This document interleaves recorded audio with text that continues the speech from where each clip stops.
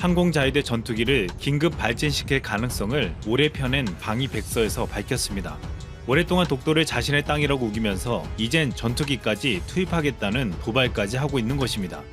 이에 한국은 일본의 전투기보다 우수한 한국형 전투기 개발 제작을 눈앞에 두고 있다는 보도가 나왔습니다.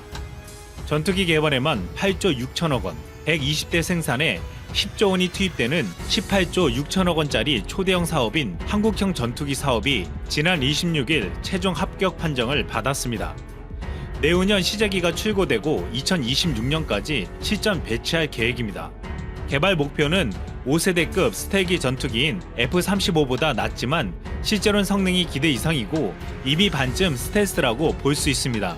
이 전투기가 2026년부터 배치되면 한국 공군의 전투력은 급상승할 것으로 예상되고 있습니다.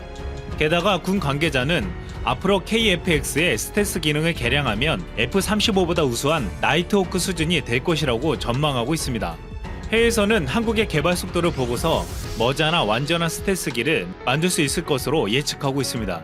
한국은 작은 나라이지만 세계 군사력 순위 7위의 막강한 군사력을 자랑하고 있고 스웨덴 의 스톡홀름 국제평화연구소가 집계한 무기 수출국 가운데 2018년도 기준으로 3.8%로 6위에 올랐습니다. 한국의 군수산업은 내수 중심에서 수출 주도형으로 빠르게 바뀌고 있습니다. 우리 기술로 만든 초음속 고등훈련기 T-50 계열의 항공기가 인도네시아, 이라크, 필리핀, 페루에 수출되었고 세계 최고 수준의 성능으로 평가받는 K9 자주포는 터키와 폴란드, 핀란드, 노르웨이, 인도 등에 500여 대가 팔렸습니다. 또한 이집트, 호주, 아랍에미리트, 사우디아라비아, 루마니아, 영국 등도 도입을 검토 중입니다. K9 자주포가 전 세계적으로 폭발적인 인기를 끄는 이유는 최고의 가성비 때문이었습니다. 호주에서 경쟁할 당시 K9은 K10을 합쳐 60억 원대인데 비해 경쟁하는 독일산 자주포는 180억 원에 달했고 K9의 성능도 그에 못지않게 준수했습니다. 또한 대함 공격과 방어가 가능한 국산 초계함도 말레이시아에 6척이 수출될 예정입니다. 태국과 인도네시아는 국산 호위함과 잠수함을 이미 주력 함정으로 활용하고 있습니다. 지난해 우리나라 방산 수출액은 36억 달러, 약 4조 원으로 집계되었습니다. 방위사업청이 출범한 지난 2006년 2억 5천만 달러에서 14배 넘게 급증한 수치입니다. 한국은 브라질, 인도, 터키 등 함께 신흥국으로 분류된 국가 중에서도 가장 높은 무기 판매량을 기록했는데 과거 재래식 무기 중심의 방산 수출이 이제 항공기, 자주포, 함정 등 첨단 기술력에 기반을 둔 선진국형 무기 수출로 진화하고 있는 것입니다. 작년 10월 인도에서 놀라운 소식이 전해졌습니다. 기관포와 미사일을 갖춘 지대공 무기를 찾던 인도 국방부가 복합 비어를 내세운 우리나라 하나 디펜스 시스템을 이 사업에 참여할 자격을 갖춘 유일한 업체로 선언한 것입니다. 이 사업에는 뛰어난 기술을 자랑하는 러시아 업체 2곳과 경합하고 있었습니다. 그동안 러시아제 무기를 많이 사용하던 인도가 하나 디펜스 시스템을 선정한 것은 놀라운 일이었습니다.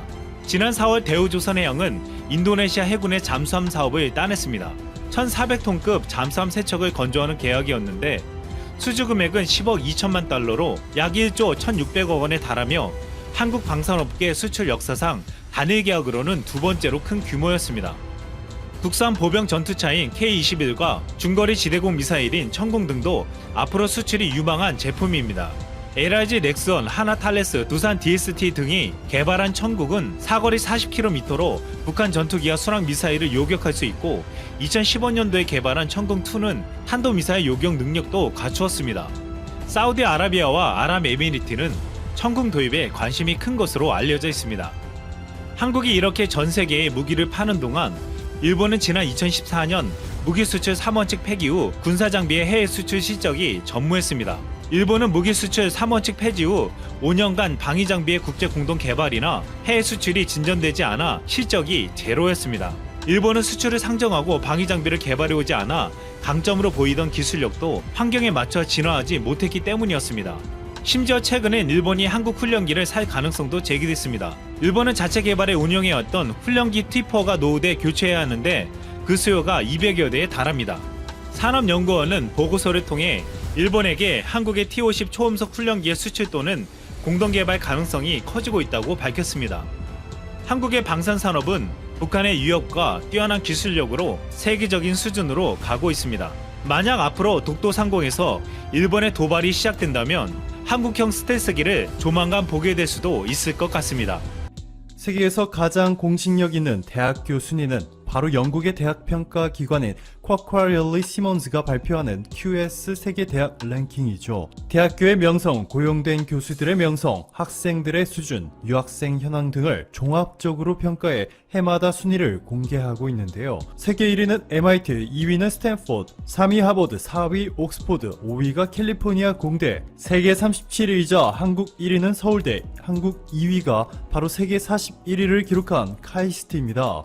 2012년 63위였던 카이스트가 8년 만에 기적처럼 상승하였는데요. 보시면 Citation per Faculty, 즉 교수 1인당 논문 피 인용수가 거의 만점에 가깝습니다. 대학 평가 기관 QS는 카이스트는 한국에서 가장 좋은 대학으로 아시아에서 가장 혁신적인 대학으로 선정되었다며 카이스트가 세계 문제를 해결할 수 있는 새로운 기술을 개발하는데 앞장서고 있다 라고 전했습니다. 이렇게 이미 극찬을 받고 있는 한국의 카이스트가 최근 전 세계를 놀라게 할 만한 연구 결과를 하나 발표하였습니다.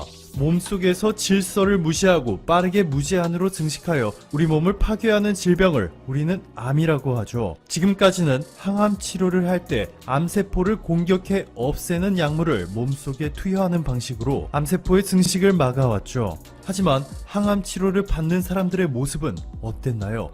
심한 탈모 증상이 오기 때문에 머리를 미는 것은 물론이고 무기력하고 잦은 구토와 설사까지 더해져 매우 고통스러워하는 것이 일반적입니다. 그 이유는 우리가 현재 사용하고 있는 항암 치료 약물은 우리 몸속에서 암세포를 공격해 없앨 뿐만 아니라 주변에 있는 정상세포까지도 함께 공격하기 때문이죠.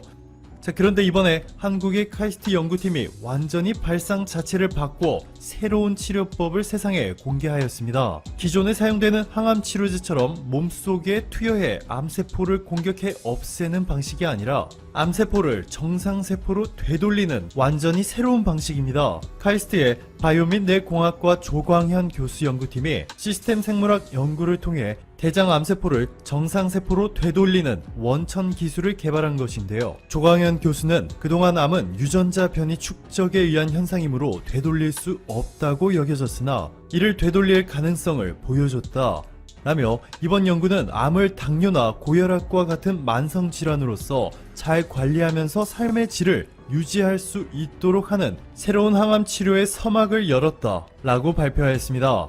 즉 새로운 항암 치료가 사용되면 항암 치료를 받는 환자들이 머리를 밀지 않아도 되고 매일 구토와 설사에 시달리지 않고 정상적인 생활이 가능해질 수 있다는 뜻입니다.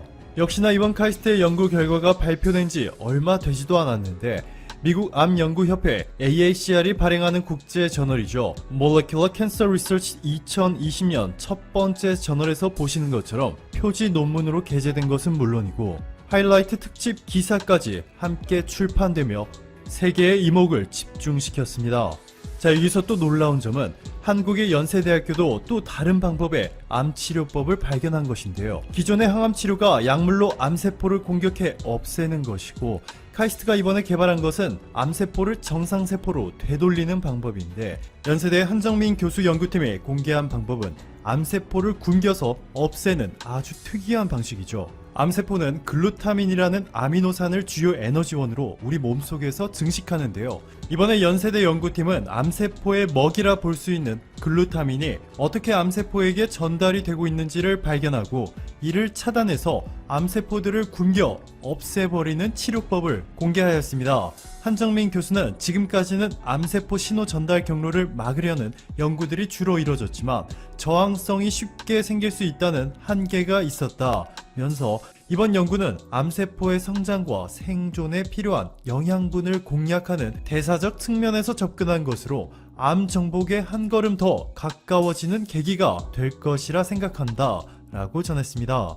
이미 한국의 암치료 기술은 압도적입니다. 대장암 수술 후 5년 생존율은 70% 이상으로 미국, 유럽, 일본보다 높고 특히 한국에서 가장 많은 암 환자를 진료하는 삼성서울병원의 경우 암 환자 5년 상대 생존율이 78.7%를 기록해 세계 최고 수준인 것으로 전해졌는데요. 이번에 카이스트와 연세대학교 연구팀이 완전히 새롭고 독창적인 접근 방식의 항암 치료 연구까지 세상에 공개하면서 한국이 이제는 암 치료뿐만 아니라 연구와 원천 기술까지도 세계를 주도하는 국가로 도약하게 되었습니다. 오늘도 감사합니다. 최고로 건강한 하루 보내시길 바랄게요.